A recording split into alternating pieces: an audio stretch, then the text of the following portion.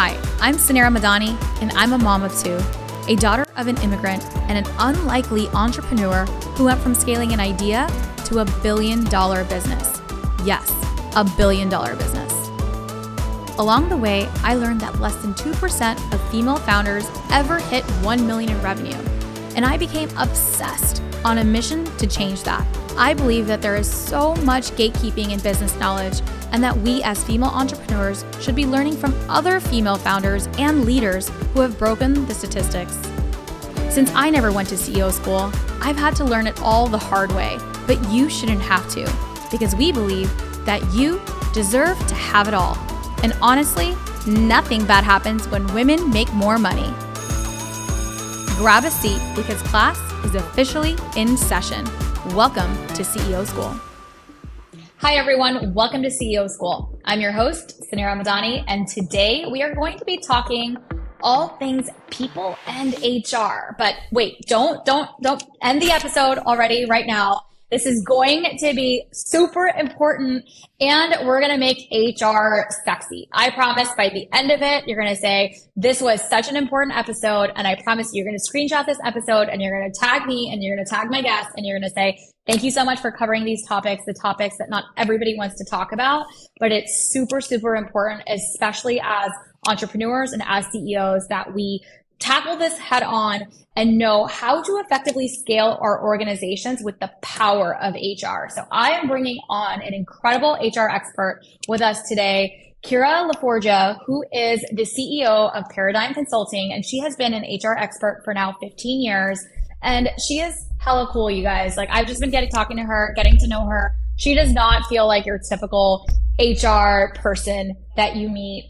And she just has so much expertise here. So we're going to be discussing all the things that you need as a business owner, as a CEO, to make sure that you not only are just like, forget the word compliance, but are effectively growing your organization with the right tools and resources. And most importantly, you know, creating a team and a culture that is excited to show up for work, that is super productive, and that supports you as well to remove all of the headaches off of business, which honestly, the hardest part about being CEO is the people side of business. People is the hardest business. And as CEOs, we are in the business of people. So without further ado, I'm super excited to welcome Kira to CEO School. Kira, welcome to the show. Thank you so much for having me. That was like the best introduction of all time. I'm putting it on my resume. Well, I'm so excited to get to, this is such an important topic, and I appreciate my intro skills after like 300 episodes now have gotten like progressively better over time. And I didn't actually like view anything.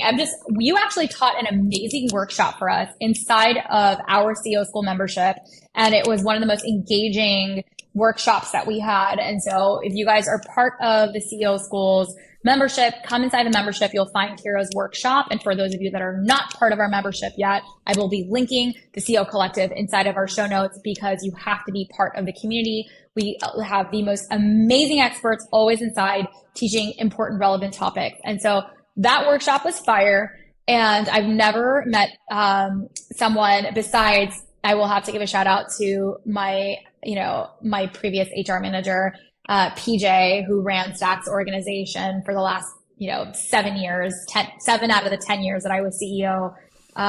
She was side by side with me scaling an organization from, I think when I brought her on board, it was like 30 employees is when we finally, 30 to 40 employees, we brought on our like first official HR person. And she was with us post the $1 billion exit and exited post when I exited. And we built the company together side by side. And that was one person on my leadership team that I could not function without every day. And so I value this so much. And I truly understand as a CEO the importance of this. And HR is not compliance. It's truly all about people, and people are the most important part of our business. So Kira, besides PJ, you're the only other person that I have met that has made HR like actually really interesting. So I would love for the audience to just share a little bit about your background, how you got started, and what made you start this, your company. Yeah, well, thanks for asking. And I love that you have an appreciation for the skills of HR people, because it is truly It's not just compliance, like you said. Actually, the best HR people are really focused on the experience of the people. And that is sort of where I started. I actually was mistreated through an organization right out of college and, barely escaped with my mental health in order. And then I actually went into small business, and meaning in person, about 50 employees, not quite as small as maybe a few of our listeners that might have a couple of employees or contractors and things like that. But throughout that experience, I also got myself into a situation where I had really severe burnout that was eventually diagnosed with PTSD. And that just came about from me thinking I had to do everything. So talk about like pot and kettle or whatever that saying is, famously never know what they are. I was the one that was telling everyone we have to lean on each other. We have to lead each other. We have to develop each other. Our job as leaders is to do, to build each other up. And I was putting so much on my back in the interest of just making sure that I deserved my position as running this organization. And it led to a moment of complete shutdown. My mental health shut down. My physical health was suffering, but a literal moment where I was leaving my house to go to work and I couldn't go. Like I had to call my mom. She had to come and bring me some Ativan. Like I had to stop. I had a full-on panic attack. And throughout that process, I had to delegate. I had to get things off my plate. My phone was blowing up 24 hours a day. I had to pass this off to the other company leaders, all the things that I had to do. And in a very humbling experience, I realized that no one was the wiser. So I had been holding on to all of this and all of these tasks, all of these calls, all of this importance that I felt like I needed to do in order to deserve my paycheck, just to find out that the leaders that were working for the company, some of them had already worked for me for 5, 6, and 7 years, were now in a position to lead, and they were ready, and they were like, great, get out of my way. And the clients continued to be happy. The staff was served better while I took time for myself. The leaders stepped up and did their jobs. And as a result, that company, over learning that hard lesson and my diagnosis with PTSD, that company, it went up 30% in revenue by just hiring and delegating effectively to a team of managers and directors. So now my job is done not only by me leading the company as a COO, but also with a team of 7 directors and managers. And I was doing all of that by myself. So well-deserved burnout, but at the same point, truly no one was the wiser. There's no such thing as well-deserved. No such thing as well-deserved burnout. Actually, it's funny because I say that about my 10-year journey. It's like, oh, that was, worked really hard, really successful. So yeah. there is that payoff from it, but I still feel like I could have done it without the burnout. Like it's not I love that you came about that realization that you can grow and scale. And it's funny, it happens to every successful person. We believe that we're the only ones that can do it all and have to hoard all that knowledge, and it can't be done without us. And then when push comes to shove, you actually realize you're like, oh shit, someone can actually do the job, but they can do it even better. Mm-hmm. And then you can go focus on other things and make the company even better. So yeah, I'm glad that took place. I'm sorry about the poor experience that you had to suffer through. But here you are now. So with that experience, how did you end up starting your company then? Yeah. So essentially, because I had been doing all these different people's jobs, I had figured out how to make things super efficient, super streamlined, and really straightforward, especially when it came to the back end HR, the compliance, the policies, the payroll, all that stuff that we hate doing, but it's on our task list almost every single day. And I figured out how to make that really efficient so that I could focus on the development of my people that were really the ones that are delivering all these amazing results and creating pathways for success for the company. And once I realized that we could do that and replicate it for other businesses, it opened up an opportunity for us to create a real service that could speak right to the needs of scaling business owners, to make sure that compliance and stuff is in check without you having to go to school, earn a master's in organizational management like I did, or get 10 years of specific HR small business experience, but actually just have it handed to you, but have it built around your values so that you could actually tell us, what do you want it to feel like at your company? And we could infuse that into what your handbook looks like, what your policies look like, what it looks like for you to show up as a leader, what your team's relying on you for. It's not just performance management and basically like doing one-on-ones every week. Like things have to have a purpose behind them. And if they don't, then we shouldn't do them. We don't have time, especially as entrepreneurs, there's a million other things we can be doing. We have a really special brain in that way. And I think that it was, over the years, it's been really fun to see we've helped almost 70 small businesses ranging from $100,000 a year to over $10 million a year businesses. Some are planning on being acquired. Some are in it for the long haul. Some are hiring their first employee. Some are getting their HR together for the first time with their 15 employees. And it's been super awesome to see how we've been able to replicate that process to set the foundations for all of those businesses, regardless of what their goals are and things like that. We've been able to really fine tune it to have it speak to the needs of the business. And it lets us be really creative. And it also lets us do our favorite thing, which is to care about our people through our HR policies and procedures and to show our team we care about them. So we're really proud about the companies that we work for because they have really high retention rates of their teams. They feel like they're even part of our community, even part of our membership, even their employees checking in on them when they have babies. We get to celebrate right alongside all these businesses. So we've kind of become like the mother hen, I guess, when it comes to things like that. But one thing we learned was that you just don't need an HR person on your team, but you do have to follow the same HR rules, policies, and procedures as every other business out there, whether you have $100 million in revenue or $1,500 a month in revenue, the laws still apply. You may not think, oh, I need to hire an employee because I don't have quite the income for that yet. Well, we don't get to decide that. What do you want the employee or what do you want the person to do? That tells you if they need to be a contractor or an employee. So it's really about kind of revisiting all of it and making it accessible for all businesses to set a foundation that you only have to do once. And then from there, you just have to maintain it and stay on top of it. And it benefits you not only on the legal side, but also on the people side, because that's really how we scale. We don't use people, we help people develop. And that's what essentially expands the footprint of our business by bringing people in and helping them to help us grow. So it's really fun to kind of see how both of those things play together. I love it. I do agree with everything that you said. I'd love to ask you a little bit about what are the top things that you see, business owners, especially at the early stage, because one of the misconceptions is, well, I don't need an HR person yet. But I love that you said that it doesn't matter whether you're at one employee or, 15 employees or 100 million in revenue, the laws are still the laws, and HR is still part of it. What are the things, like our audience is, everyone listening they're all entrepreneurs at different stages. What are the things that they need to be paying attention to? What's like a checklist that you have? What are the mistakes that you see? So I'd love for you to kind of give us a quick little rundown of things that we should all make sure that we have our T's crossed and our I's dotted. Yeah, I think the biggest mistake I see is that people think, oh, I need employees, so I'm going to immediately go download an employee handbook from somewhere. I have said this a million times, but it did take me a while to figure this out, so it's not that obvious. So don't feel bad if you're one of those people.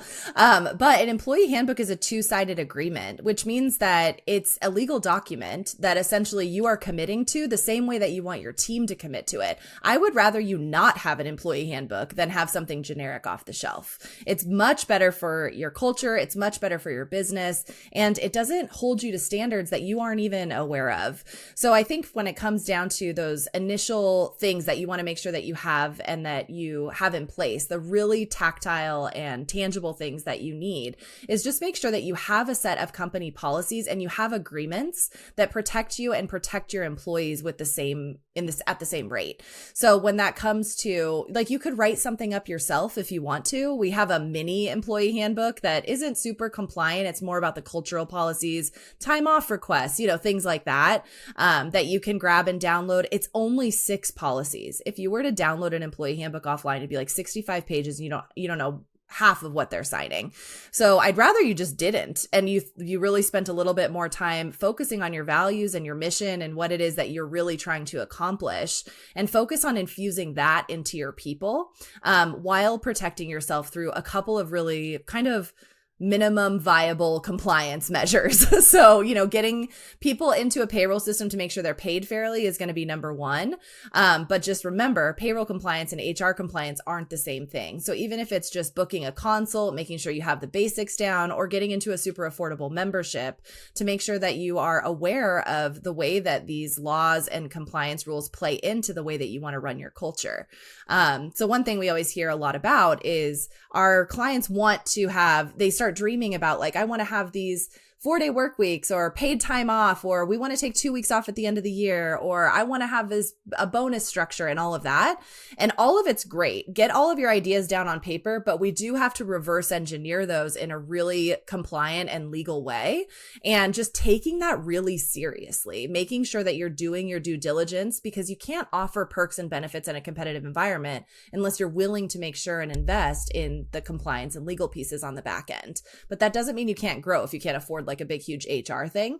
But it does mean that you should plan to incorporate that into your business model in the same way that you plan for branding or your website or your graphic designer or, you know, all the more fun things that I would definitely rather be doing.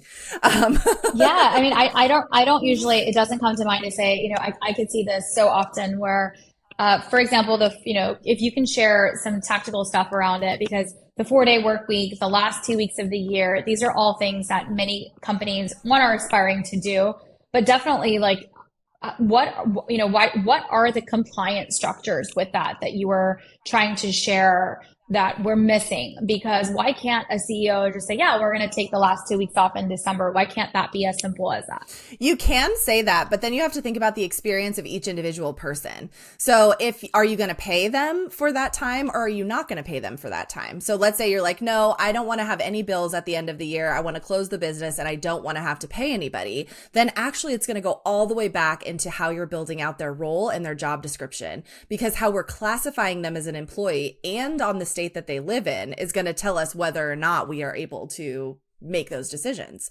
So in that particular case, let's say you want to take 2 weeks off at the end of every year, but you also want to shut down the whole business and you're a smaller business. So maybe you can't afford to pay people unless there are actual things going on and clients coming in or, you know, whatever the case may be. Then you need to make sure that you're hiring people as hourly employees that are non-exempt, which means that they're going to legally be able to be paid as hourly employees and you're not guaranteeing them hours during off time for the company. So that's a really tactical and tangible tip, is to make sure that you're classifying your people correctly based on what the business needs. If you're not sure, if you are, another tactical or tangible thing is many people think that you have to just hire somebody full time right out the gate. I would actually reverse that and say, go ahead and brainstorm what you need this person to do, the tasks that you need on their plate, and then go ahead and seek out some type of support or spend a whole day researching, if you can't afford the support, to make sure that you're classifying them correctly as an employee or a contractor. And there is so much information out there about this, but it does depend on the state, and sometimes the city in which they live can actually indicate where they need to be classified. Once we know how that role is classified, then you can go out to build out either a job description that you're going to recruit for if it's an employee, or if it's a contractor and you're like, hey, all of this stuff fits into a project basis, I could just post it in Facebook and be like, hey, does anyone have a great web designer that can help me with these projects here and there? But it's easy come, easy go. So if you find that it's project based and it's occasional and it's, you know, something every now and then, just make sure that you're really meeting those 3 requirements for a contractor. And those are going to be based, they're all over the IRS website or even in our blog, which I'm happy to share. But essentially, there's 3 different ways that they classify it. Financial. So who is setting the rates? Your contractor, you're not going to say, hey, I'm looking for a web designer and I want to pay them $12 an hour. You're going to say, hey, I'm looking for a web designer. Send me your pitches. They set their rates. The second is behavioral. How and when they're doing the work. They have the systems. They have the logins. They pay for their Adobe subscription, all of that good stuff. So how you're managing them. You can give them maybe a revision or 2, depending on what their contract says. But if you want to be able to develop them and bring them into your culture, and you want to give them feedback, and then you want to have them serving your clients directly or even managing your team, then that's an employee. So you're not going to phrase it in the same way. You're going to actually add that to the job description that's internal, and it's based on what your company culture looks like. And the third is just, it's going to be a little bit of the financial and the behavioral mixed together, but essentially everything is going to be listed on the IRS website, and then also based on the state that you live in. So being able to cross-reference all 3 of these categories with the state included, then you'll be able to see exactly how people are classified. But I'm sure that this probably brings up questions. So you put on Facebook, oh, I need a web designer. I need them for some projects. I just need to offload this stuff off my plate, you know, whatever the case may be. Then you're like, well, how do I know where they live? So how do I know what laws to follow? How do I know what I have to, refer back to, that kind of a thing? But really, when it comes to that, we don't even need to know where they live, especially if they're the one setting the rate and deciding how they're behaving. You're not pouring into them. They're providing their own services for you, just the same way that I do with my clients. There's nothing wrong with contractors, but there are so many rules that you have to follow to make sure that if you are pouring into people on your team, they should be employees. So I usually like to think of it as a bubble. So when you bring people into your bubble, then it expands and expands and expands. But contractors are like those little bubbles that get stuck to your bubble. So they're outside of it. They're in their own ecosystem, but they're not necessarily growing with your business. They're just kind of a separate little thing that's attached to it that's helping you get the job done. You will notice over time that you want those people to be more part of your culture. You want them to respond on a timely basis. You want them to behave in a way that is responding more quickly or directly relating to your clients or representing your brand voice or requiring additional training from you. And then we want to think about converting those contractor positions into employees and bringing them into your bubble and having that business grow instead of just having these like little guys sitting on the outside of us.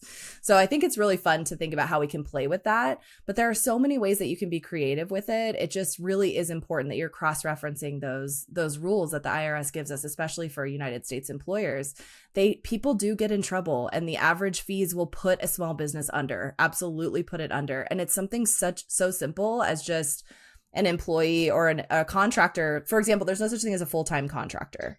That doesn't exist. So if a contractor reaches out to the IRS and they're like, yeah, I've been treated with all these, I meet all these qualifiers, the IRS is going to research it and then they're going to bill you for back taxes and penalties, and it's going to cost you a lot of money to fix that. So take it seriously. It's really important. And not only that, but we also have to make sure that we are respecting the boundaries of the contractors we work with. So we say, like, let the freelancers be free. If they have a rate, if they have a contract, if they have stipulations, if they have revision requirements, we follow those, or we find another person to do that job that's a contractor. If you want to control all of that stuff, you got to go with an employee, and there's no real way to negotiate around it. It's very, very easy for businesses to get in trouble in this way. And unfortunately, we have to help people dig themselves out of it all the time.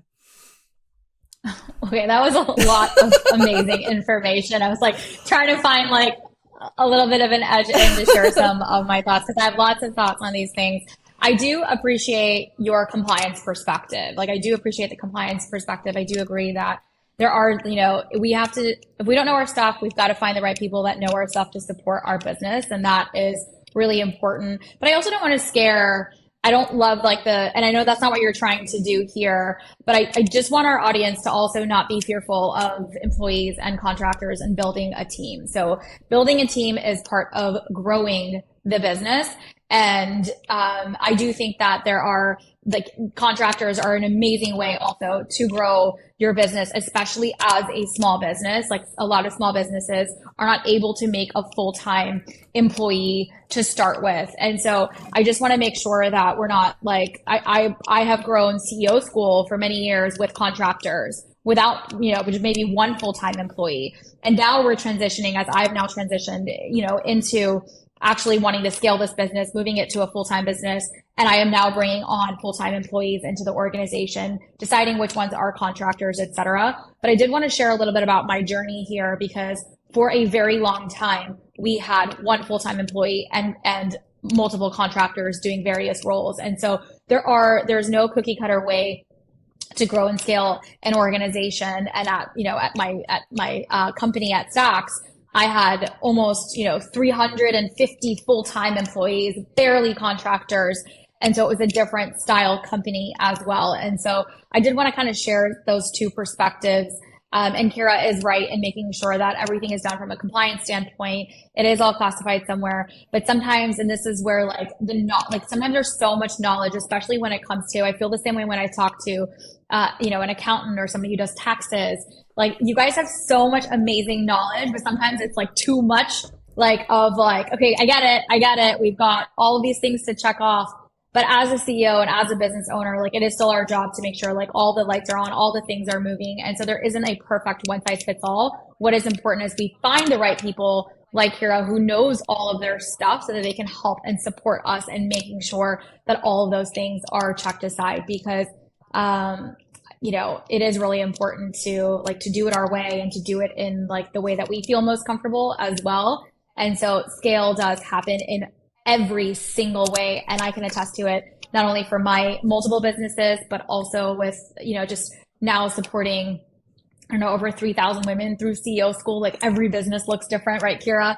And so there's no perfect way, but what is really important is to find the right experts who like know all of the right things so that we can classify things in the right way. So thank you for sharing all of this. Like I was going to ask about like the differences, but you covered all of the awesome tactical stuff. So really appreciate those perspectives. That was going to be one of my big questions of like, what's the difference between just the contractors and the full-time employees? Because that's where I see a lot of gray areas being mixed. So I appreciate that. I'd love to kind of talk a little bit about some of the aspirational things as a CEO. So there are the,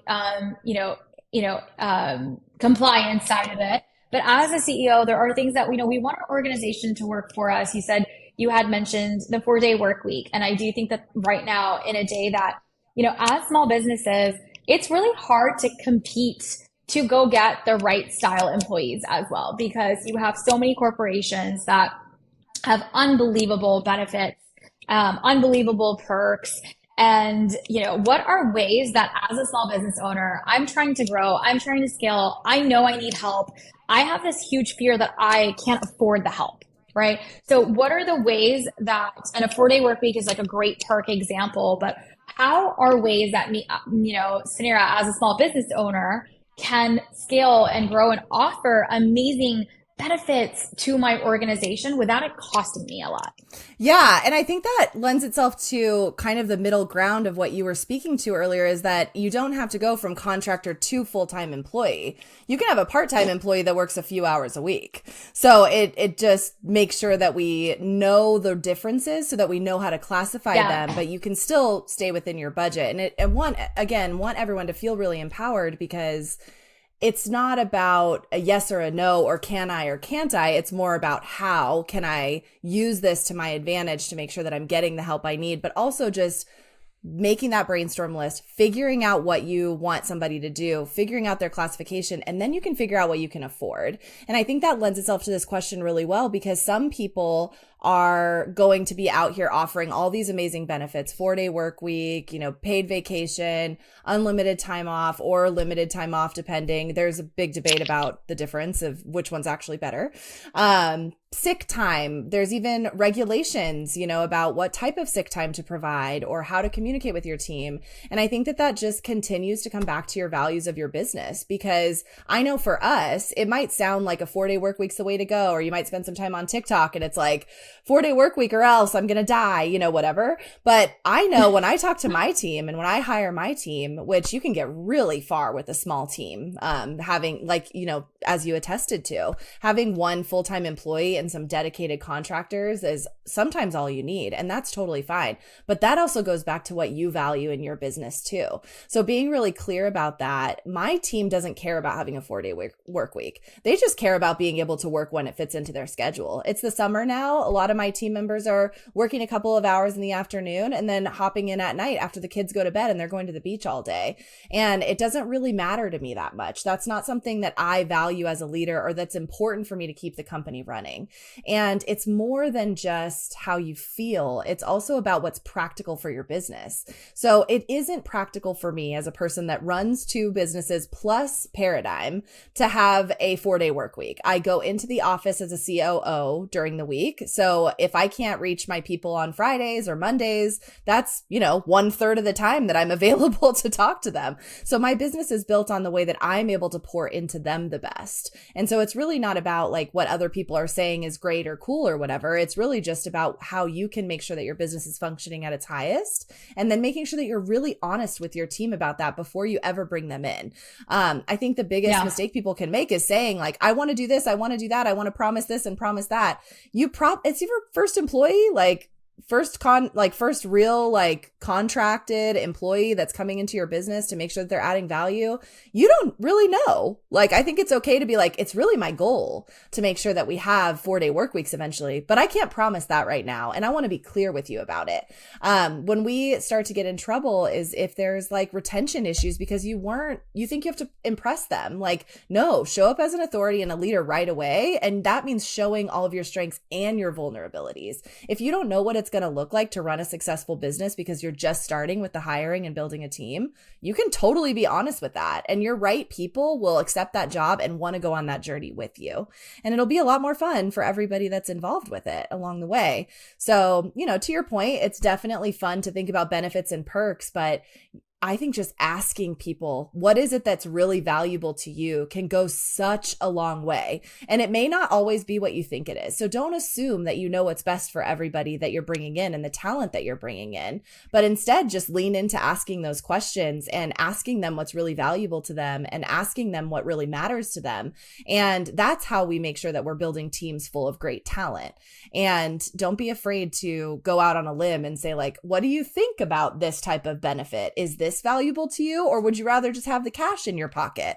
I will tell you 9 times out of 10, my team, no matter what level they're at, full-time, salaried, making 6 figures, or part-time, hourly, working a few hours a week, we don't know what people really need. We don't know how their financial situation is. So it's best to just ask, like, would it mean more to you to have a health insurance stipend that I'm covering for you that you don't have to think about? Or would it mean more to you to have a higher pay so you can go and decide what type of care that you want? And I really can't predict what the answer is going to be. And so if people are telling you, hey, like, employees want this, employees want that, contractors want this, contractors want that, it doesn't matter. That's their experience. I'm sure your previous business had a set of, like you said, tons of employees that probably had different goals and different visions for their life. And all of them probably would have wanted a different thing had they had the option to choose. So I think with small business, it's so fun because we can really create a culture that enriches it for the people that we really want on our team, for what they actually want and need to keep them around, and not just what other people are telling us to provide. And there's no shame in not being able to provide the highest caliber benefits and all of that stuff along the way. You can ease your way into it. You can work your way up to it. I agree with that. I totally agree with that. I would say that it's still hard though. So like, as much as like, I do feel like employees now, because of, and I think there's a little bit of a shift in the marketplace with the layoffs that have taken place. I think the market has recalibrated itself from a job market perspective as well, that there are, it's really hard right now. There's a lot of people being laid off. It's competitive out there. I have lots of friends who are laid off that don't have positions that are looking for the right fit. And now they're being more open to different styles of roles, smaller companies and things like that. When if you ask them 2 years ago, that was not the case. Like there was a great resignation. There's a lot of change that has taken place in the market post pandemic. And then post-recession, right now during the recession or during this now next market that we're in. And so I do want to just empathize with, it's still not easy to go find the right employees, hire them, because, they still want, people do want more remote work. People do want more flex time. They want a lot of things. And especially, I would say that the younger the employees, I think their values are not bad. They're just different than the values of the millennials, and values that are different from the Generation Xers. And so I do think, what is important, what Kira is saying, is to know who you're hiring and what's important to them, because what's important to a Gen Zer might not be the same of what's important. Maybe it's that flex time, right? Maybe it's like, I don't care, I want to work anywhere in the world. And that's what I need. So I want to be able to operate on different time zones because I want to travel the world. Whereas maybe for a millennial mother who has young kids, maybe it's about having that flex time, maybe Fridays off. And that's why a 4-day work week might be important, or being able to pick up her kids at 3. So she's fine from working. Like she wants to go from 7, from school time, from 7 to 3, or whatever that looks like.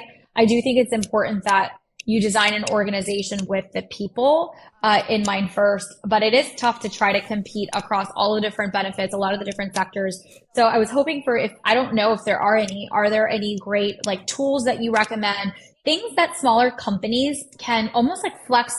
Now I feel like in 2023, there's a software for everything, and we've got things cost a lot cheaper than they did a decade ago because there's so many great tools and services. Are there things that you have found that are great perks, great ways to get health insurance for because they're all things that we want to give our teams. No small business owner is like, oh, I don't want that. That's not how we want it all for our people, right? That is I would say, especially for women founders, right? This show is like every woman founder listening here is like, I want everything for my people. I want it all for them, right? So how do we equip her to, I like that we said, to do it on stages. Let's get them hired. Let's ask them what they want. But do you have any specific tools, like tips that you have, things that you're seeing in the industry that we can be like, yes, let's apply those things for our businesses? Yeah. I think that there's a huge misconception for how much it costs to actually provide these traditional benefits. Especially when it comes to retirement and, like retirement accounts or 401ks or things like that. We use a company called Guideline, and it costs, I don't know, $50 a month, and you can either match your employee's contribution or not, but it provides them a 401k that they can use, and it's just automatically coming out of your payroll every single month. And that's included in your employees' cost. So understanding your budgets is going to be important for that too. And as well as, with health insurance, it's the same thing. You can provide a stipend based on what you can afford. And there's other resources out there. We have a couple of health insurance reps, I guess we would say, that help with matching people with private health insurance plans that you can subsidize. So you're not actually having to get on a group plan in order to provide this health insurance benefit. And you can just commit to $100 a month to reimburse them, and they can find a plan that works for them. And it also isn't calling into question these like big commitments that you have to make for year over year for these health group plans and things like that. So there are so many ways that we've been able to really help people build benefits and perks and tweak them based on their employee, because other than a retirement plan, any other perks and benefits that you offer can be individual based on the person that you're working with. So with the exception of that retirement, there's really nothing else that has to be the same across the board, as long as you're clear about what is expected for each individual, so that there isn't any weird issues like down the road with favoritism or whatever the case may be. But most people aren't going to have that issue. And I think when it also comes down to that is that the number one thing that your employees want is an environment where they can count on a good work environment. They're treated well. And a lot of times it's flexibility, even more so than when, like I said earlier, like 4-day work week or flexibility, people are going to go with that flexibility every time. And I think that's generally across the board what you can expect. And what after working in this field for 10 years specifically and in the workforce for 15, every few years there's another flow, like you mentioned, whether it's the pandemic was a big one. I spoke in Forbes a little bit about their Great Resignation. It haunted me for months. But we have to be able to tweak and adjust our strategies the same way for our recruiting, for our hiring, for our HR, for our staffing our teams, the same way we do our marketing strategies based on what's going on in the world. But if you have a really solid core about who you are as a leader and what you want your company to do, then you can ride the wave. And sometimes it's going to be easier to find great talent, and sometimes it's going to be harder. But you staying the same throughout all of it is really the most important thing. And I hope that people walk away from this episode feeling like you can flex and bend in all different types of directions and build whatever team you want to build to get to whatever your company's goals are. And like to your point earlier, it's totally flexible. There is no blueprint for every single person. There's so many options out there, and it's super fun to build it. And having a team is, I'd love to hear your thoughts on it, but it's my favorite, most rewarding, like brings me to tears when I get these amazing emails from people about how I've affected them and had this impact on them. So yes, I know all of this is really overwhelming, but at the end of the day, I'm just a mushy person that's happy to be making an impact on other women that can work in a place where they're treated fairly, learning things and contributing to society in a really positive way. And that's why we're doing all this. That's the real reason behind it. Absolutely. I have one team literally tattooed on my arm. That's my biggest value that I carry. And I do believe in building companies with value, and one team, one dream like this. The team is the most important. Team over self is like how I operate. And so I do believe that happy teams make for the most successful companies. And that is something that's why I love building teams. That's why you do what you get to do. And I think that you can build it in all the different ways. And I've done it in multiple different facets and fashions. And I think this stuff is super, super important, and doing it in the way that I love what you said of just, you can build it however you want to, but most important is being authentic to who you are as well. And so you don't have to follow the trend. If it doesn't work for you, like if you are naturally just a more like micromanage style. Like you need that, like maybe the flexibility doesn't work for you, and that's okay. There are people that would be happy for like structured work, and like that's the expectation, and you'll build for much happier teams if you are clear with how your style is as well, especially in small businesses, because we are smaller teams and the team interacts so much like in a different capacity than larger companies. And I think that there's more opportunity for growth in smaller companies. I think it's more fun to work in small teams. I've worked in like although there's like different styles of like career pathing that we don't have in in smaller companies. I think that it's the most rewarding to work in small teams because you can have a lot of impact, and see your work like have that impact. And I think that people are looking for that now. They want more work. They want work that's meaningful and work that's impactful. And so don't pull yourself out of the game before you're like, oh, I can't hire. This is employees are hard. And I know that's a lot of what I share too, because we want to be real about what it takes when you bring on a team. There is that level of responsibility, but it's super rewarding. And that is how your company grows as well. You don't see companies succeed, with just a single employee. There are very, very, very few exceptions, and that's their definition of success. But for companies that we all know and hear of and have success, they do it through teams. And when you bring on the right person, that 1 + 1 = 3, and that's going to strategically grow your business. And you can't scale without people, because if you want to go fast, you go alone. But if you want to go far, you go together. And that is the power of people, and getting the right people around you and the right experts around you is also important. And so I'm super excited to bring Kira on today's episode. Kira's company focuses on just supporting all of you and making sure that all the things are checked off. So definitely check her out. I'll be linking everything about Paradigm Consulting inside of the show notes. If you've enjoyed today's episode and got a different level of perspective of HR, definitely screenshot it, tag us, send us your questions. I want to carry this dialogue further with you offline than on the podcast as well, to hear your thoughts about all the different things. And Kira, I had one more question, the tactical question that I did want to ask you on international talent, because there's such a amazing thing about this global marketplace now that's taking place, or we can hire remotely everywhere in the world. What happens if you're now hiring people that are outside of the US? And what are the different things that are good and or that we should be careful for? I'd love to hear your thoughts on international contractors, employees, part-time, however all of that is. But what are your thoughts on that and how to do it right? Yeah. So with contractors, it's nice and easy because they are in control of how you work together. So just making sure that they're the ones issuing the contracts, they're the ones setting the rates. That way you can always go back to, I was hiring this person and they led me through their process. I'm their client, or I'm their partner. I'm not necessarily bringing them into my team. That will protect you in the long run. It can still feel really collaborative, but that legal, that documentation, all of that stuff should be driven by the international contractor. On the flip side of it, if you have somebody that you want to hire as an employee internationally, there are so many services that can help you with that. And it's a 3-pronged approach. Number one, just making sure that just like any other employee, they're fitting into the role in a way that can increase the productivity of your business, that you're going to get a return on that investment. It's likely going to be a higher initial return or a higher initial investment because you have to make sure that you are registered in other countries as a business, things like that, which you can hire other people to do for you. There's a few different systems. It's a quick Google. I think even some payroll systems will do it for you now too.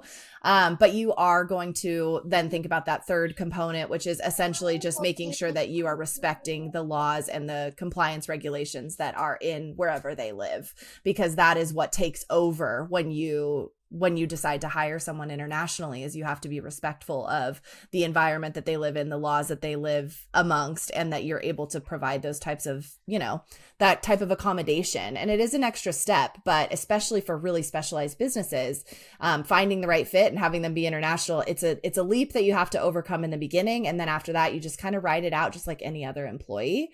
Most of the time, if it's a very overwhelming process, and it can be a little bit of a sticking point for a lot of people. And there's plenty of great talent in the US, and it makes it a little easier. Contractors are okay. The contractors are okay, and the employees are okay too. There's a little bit of a process on the employee side.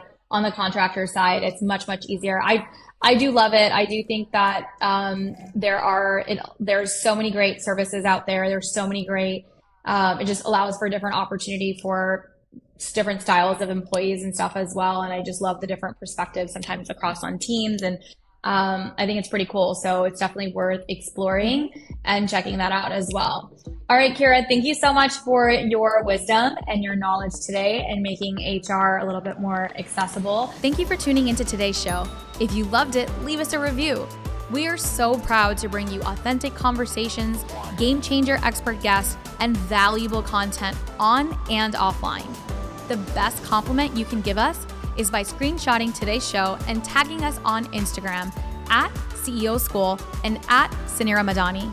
We are obsessed with swag, so don't be surprised if we want to send you some. Thanks for tuning into class today, and remember, nothing bad happens when women make more money.